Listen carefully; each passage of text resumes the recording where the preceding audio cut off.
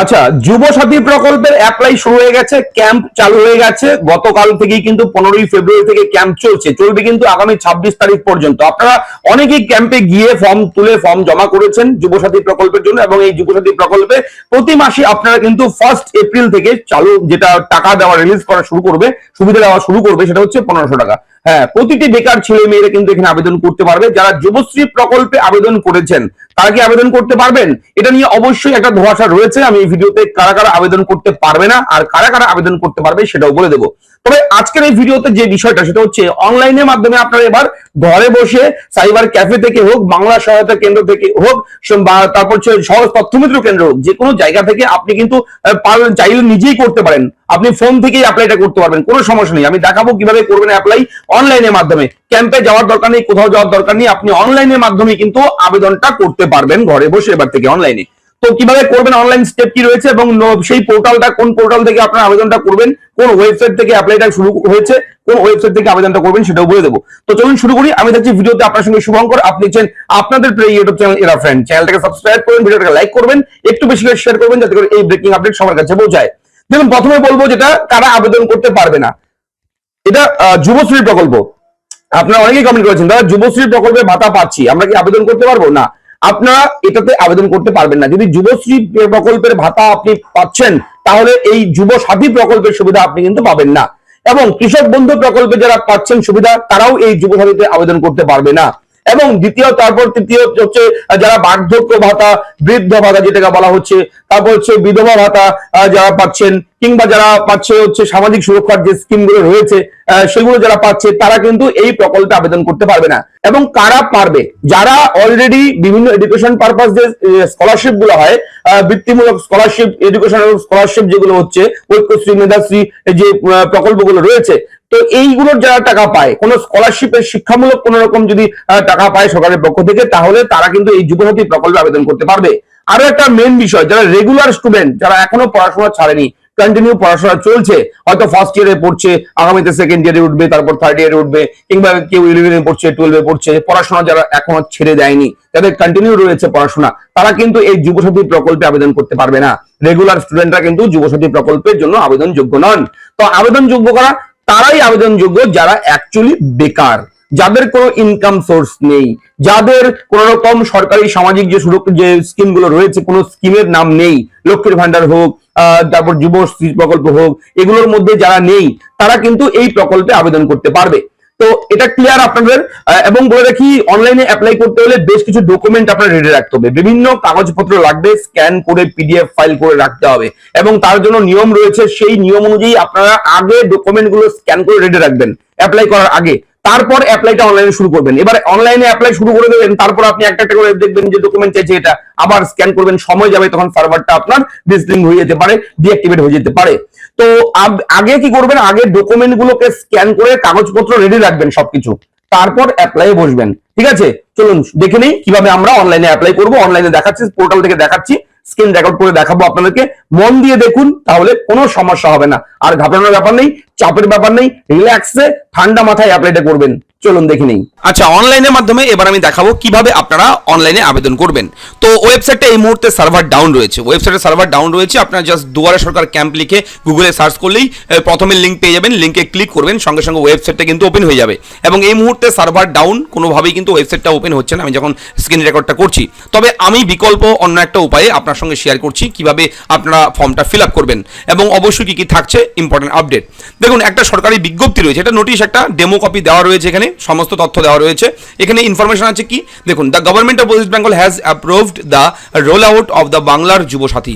ঠিক আছে, এবং পশ্চিমবঙ্গ রাজ্যের টোটাল 294টি অ্যাসেম্বলি কনস্টিটিউয়েন্সিতে কিন্তু বুথ হচ্ছে, অর্থাৎ ক্যাম্প হচ্ছে, এবং সেই ক্যাম্পে কিন্তু আপনারা যাবেন। গত 15 তারিখ থেকে শুরু হয়েছে, আগামী 26 তারিখ পর্যন্ত চলবে। তো এখানে অবশ্যই বলে রাখি, ওয়েবসাইটটা খোলার সঙ্গে সঙ্গে আপনার সামনে ওয়েবসাইটটা এরকমভাবে ওপেন হবে। এখন ওয়েবসাইটের সার্ভার ডাউন রয়েছে, সেহেতু ওপেন হচ্ছে না, কিন্তু আপনি কিছুক্ষণ পরে আপনি যখন ট্রাই করবেন দেখবেন এরকমভাবে ওয়েবসাইটটা ওপেন হবে। এখানে থাকছে কি দেখুন, বাংলার যুবসাথী, এই যে সেকশনটা, এই সেকশনে রয়েছে কোনায় ক্লিক টু অ্যাপ্লাই নিউ, এই ছোট্ট করে হলুদ রঙের লেখা রয়েছে এখানে দেখুন। এখানে জাস্ট আপনি ক্লিক করবেন, এখানে ক্লিক করার সঙ্গে সঙ্গে আপনার সামনে কিন্তু পরবর্তী পেজ এরকমভাবে ওপেন হয়ে যাবে। এখানে রয়েছে ইম্পর্টেন্ট আপডেট, আমি জুম করে দেখিয়ে দিচ্ছি বোঝানোর সুবিধার্থে। দেখুন, বাংলার Yuvasathi, keep the following items in your hands before applying. হ্যাঁ, আবেদন করবার আগে এই ডকুমেন্টগুলো আপনাকে রেডি রাখতে বলা হয়েছে। এবং পাশে রয়েছে অ্যাপ্লাই অনলাইন, এটা আমি পরে আসছি। আগে ডকুমেন্টগুলো কী কী রেডি রাখবেন, কী কী লাগবে অনলাইনে আবেদন করতে হলে সেগুলো দেখে নিন। প্রথমে রয়েছে মাধ্যমিক or equivalent admit card PDF only. হ্যাঁ, মাধ্যমিক পাশের যে এডমিট কার্ড আছে আপনার, সেই অ্যাডমিট কার্ডটা ম্যাক্সিমাম 2 MBর মধ্যে রাখবেন। 2 MBর মধ্যে সাইজ করে আপনি কিন্তু পিডিএফ করে রেডি রাখবেন।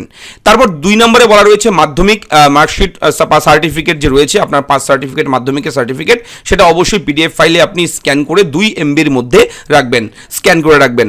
এরপর রাখবে 3 নম্বরে copy of Aadhaar card PDF only, এবং সেটাও কিন্তু পিডিএফে আপনি স্ক্যান করে পিডিএফ করে আপনি 2 MBর মধ্যে আধার কার্ডটাকেও স্ক্যান করে রেডি করে রাখবেন।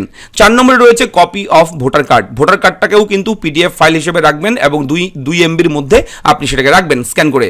এরপর 5 নম্বরে রয়েছে ফার্স্ট পেজ অফ পাসবুক। হ্যাঁ, ব্যাংকের যে পাসবুক রয়েছে তার ফ্রন্ট পেজ যেখানে অ্যাকাউন্ট নাম্বার লেখা থাকে সেটাকে স্ক্যান করে আপনি পিডিএফ করে অবশ্যই 2 MBর মধ্যে এটাও রেডি করে রাখবেন। এরপরে 6 নম্বরে রয়েছে copy of ST/SC OBC certificate, যদি আপনার কাস্ট সার্টিফিকেট থাকে সেটাকেও কিন্তু স্ক্যান করে পিডিএফ করে আপনি 2 MBর মধ্যে রাখবেন।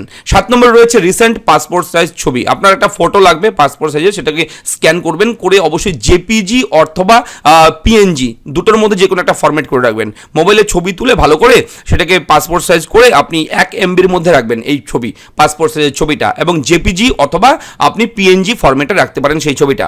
এরপর রয়েছে সিগনেচার, আপনি একটা সাদা কাগজে কালো কালি দিয়ে সই করবেন, করে সেটাকে ছবি তুলে স্ক্যান করে জেপিজি অথবা PNG ফাইলে রাখবেন, ফরম্যাটে রাখবেন, এবং এটাও কিন্তু সিগনেচারটাও কিন্তু 1 MBর মধ্যে রাখতে হবে।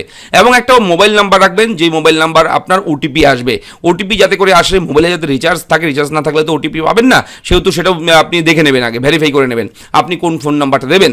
তো এই 10টা আইটেম, 10টা বিষয় যদি আপনার রেডি থাকে তাহলে এবার আপনাকে করতে হবে অ্যাপ্লাই অনলাইন। দেখুন এখানে লেখা রয়েছে অ্যাপ্লাই অনলাইন, এরপর নিচে রয়েছে চেক স্ট্যাটাস, এটা আবেদন করার পরে আপনি স্ট্যাটাসটাও চেক করতে পারবেন এখান থেকে, সেটা পরবর্তী বিষয়।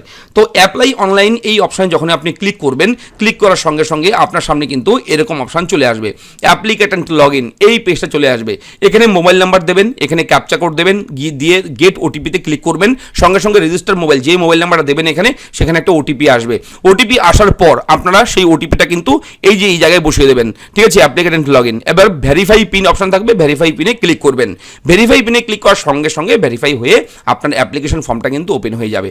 দেখতে পাচ্ছেন অ্যাপ্লিকেশন ফর্ম, এটা হচ্ছে application form, application form for Bangla যুব সাথী স্কিম। এখানে মোবাইল নাম্বার দেওয়া থাকবে, আধার কার্ড নাম্বারটা থাকবে, আপনি দিয়ে দেবেন, আধার কার্ড নাম্বার দেওয়ার জায়গা থাকবে, first name, middle name, last name, আপনার নাম লিখবেন, mobile number linked with bank account. হ্যাঁ, আপনার ব্যাংকের সঙ্গে যে মোবাইল নাম্বার লিঙ্ক আছে সেই মোবাইল নাম্বারটা এখানে লিখতে হবে। একটা ইমেল আইডি দেবেন, যদি ইমেল আইডি থাকে দেবেন, না থাকলে না দিলেও চলবে, ইফ অ্যানি, যদি থাকে দেবেন, ঠিক আছে, অথবা না দিলেও চলবে। এরপর নিচে রয়েছে আপনার কি, নিচে রয়েছে আপনার মেল ফিমেলের অপশনটা রয়েছে, মেল না ফিমেল সেটাও কিন্তু উল্লেখ করবেন এখানে, ঠিক আছে, এবং এখানে ডেট অফ বার্থ দেবেন। এরপর হচ্ছে এখানে father's name, mother's name, spouse name দেবেন, কি রয়েছে ফাঁকা জায়গাগুলোতে লিখে দেবেন।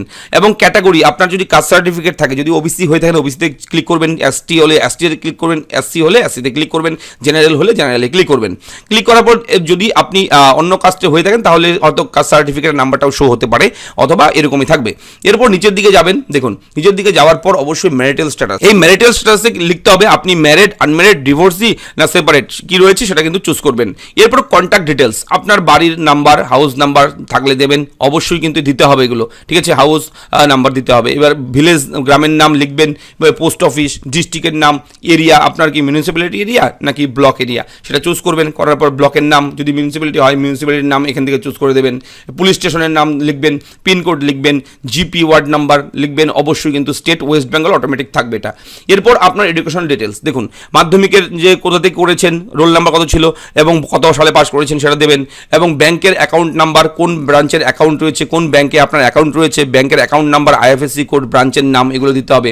এবার দেখুন আপনি কি অন্য কোনো প্রকল্পের সুবিধা পান স্কলারশিপ ছাড়া, তো সেই প্রকল্পের নাম যদি থাকে অবশ্যই দিয়ে দেবেন, যদি না থাকে নো করে দেবেন, ঠিক আছে। এবং এখানে অবশ্যই কিন্তু weather financial assistance receive from government, সরকারি পক্ষ থেকে কোনো রকম সুবিধা পাচ্ছেন কিনা অন্য কিছু, ঠিক আছে, এটা অবশ্যই অবশ্যই নো করে দিয়ে দিতে পারেন, কোনো সমস্যা নেই। যদি যারা পায় না তারাই তো আবেদন করবে, সেহেতু এটা নো হবে, ঠিক আছে। এরপরে সেভ বেসিক ডিটেলস, এটাতে আপনারা জাস্ট ক্লিক করবেন, ঠিক আছে। ক্লিক করার পর সেভ করার সঙ্গে সঙ্গে পরবর্তী অপশন চলে আসবে এরকম ভাবে, ঠিক আছে। অর্থাৎ ডকুমেন্ট আপলোডের সেকশনটা চলে আসবে এবং 3টা সেকশন থাকবে। বেসিক প্রথমে 1 নম্বর বেসিক ডিটেলস, 2 নম্বরে ডকুমেন্ট, 3 নম্বরে ফাইনাল। তো এবার আমরা 2 নম্বরে চলে এসেছি। 2 নম্বরটা গ্রিন হয়ে যাবে, ঠিক আছে, সবুজ হয়ে যাবে। এবার যখন ফাইনাল সাবমিটের সময় এটা সবুজ হয়ে যাবে। এখন এটা সবুজ মানে এই সেকশনটা আপনার পূরণ করতে হবে। দেখুন আমি আগেই বলেছি আপনার সমস্ত ডকুমেন্ট আগে রেডি রাখবেন, স্ক্যান করে কম্পিউটারে, মোবাইলে, যেখানে আপনি আবেদন করবেন সেই ডিভাইসে রাখবেন। এরপর মাধ্যমিকের এডমিট কার্ডটা চুজ ফাইলে ক্লিক করে আপলোড করবেন। এখানে আপনার মাধ্যমিকের সার্টিফিকেট চুজ ফাইলে ক্লিক করে আপনি আপলোড করবেন। এক এক করে চুজ ফাইলে ক্লিক করে করে আপলোড করে দেবেন। আপলোড করলে এখানে কিন্তু এগুলো গ্রিন হয়ে যাবে এবং ভিউ আপলোডেড এনক্লোজার, ঠিক আছে, যেটা আপনি এনক্লোজ করেছেন, যেটা আপনি দিয়েছেন, লোড করেছেন, সেটা আপনি এখান থেকে চেক করেও দেখতে পারেন ক্লিক করে, ঠিক আছে। চেক করে দেবেন যে ঠিক আছে কিনা সব কিছু। ছবির জায়গায় ছবি, সিগনেচারের জায়গায় সিগনেচার, কাস্ট সার্টিফিকেটের জায়গায় কাস্ট সার্টিফিকেট, এবার হচ্ছে ব্যাংকের পাসবুকের জায়গায় পাসবুক, এক এক করে সবগুলো আপলোড করবেন। করার পর সেভ ডকুমেন্ট অপশন লাল রঙে লেখা রয়েছে নিচের দিকে, এখানে গিয়ে ক্লিক করবেন। এখানে সেভ ডকুমেন্টে ক্লিক করার সঙ্গে সঙ্গে আপনার সামনে এরকম অপশন চলে আসবে ডিক্লারেশন। এই ডিক্লারেশনটা এখানে টিক চিহ্ন দেবেন, দিয়ে ফাইনাল সাবমিট অপশনে গিয়ে একবার ক্লিক করবেন। ফাইনাল সাবমিটে ক্লিক করার সঙ্গে সঙ্গে আপনার জন্য একটা অ্যাপ্লিকেশন নাম্বার জেনারেট হবে, আপনার অ্যাপ্লাইটা হয়ে যাবে। Your application form has been submitted successfully, your application ID is, এখানে একটা নাম্বার জেনারেট হবে। এই নাম্বারটা আপনি ছবি তুলে রাখবেন না লিখে রাখবেন সেটা আপনার ব্যাপার, কিন্তু এই নাম্বারটা কিন্তু হারাবেন না। এই নাম্বারটা ভালো মতন যত্ন সহকারে লিখে টুকে কাগজে লিখে কিংবা আপনি ছবি তুলে প্রিন্ট আউট করে যেভাবে খুশি এই পেজটাকে, এই নাম্বারটাকে কিন্তু যত্ন করে রাখবেন। এইবার আপনি অ্যাপ্লিকেশন ফর্ম, দেখুন অ্যাপ্লিকেশন ফর্মটা রয়েছে এখানে, জাস্ট হয়ে যাবে, ঠিক আছে। অ্যাপ্লিকেশন ফর্মের অপশন, আর কিছু করতে হবে না, আবেদন হয়ে গেছে। এবার আপনি এখান থেকে বেরিয়ে যেতে পারেন, কোনো সমস্যা নেই, ঠিক আছে। এবং after successful submission download the application form, এই যে ডাউনলোড অ্যাপ্লিকেশন ফর্ম, এখানে ক্লিক করে আপনি কিন্তু অ্যাপ্লিকেশন ফর্মটাকে ডাউনলোড করে নিতে পারেন, ডাউনলোড করে রাখতে পারেন, ঠিক আছে। পরবর্তীতে এটা কাজে লাগতে পারে। লেখাই রয়েছে download the application form and retain it for future reference, ভবিষ্যতের জন্য আপনি এটা রেখে দিতে পারেন। এখানে ক্লিক করে পিডিএফ ফাইল হয়ে যাবে, আপনি ডাউনলোড করে রেখে দেবেন। তো এইভাবে আপনি যুবসাথী প্রকল্পের জন্য অনলাইনের মাধ্যমে আবেদন করবেন। আবেদন প্রক্রিয়া সম্পূর্ণ দেখিয়ে দিলাম, কেমন লাগলো আপডেট লিখে যাবেন। চ্যানেলটাকে সাবস্ক্রাইব করতে কিন্তু একদম ভুলবেন না। আপনাদের কি জানার রয়েছে, কোন সমস্যা রয়েছে, কমেন্ট করে আমাকে জানাবেন। দেখা হচ্ছে পরবর্তী ভিডিওতে, ধন্যবাদ।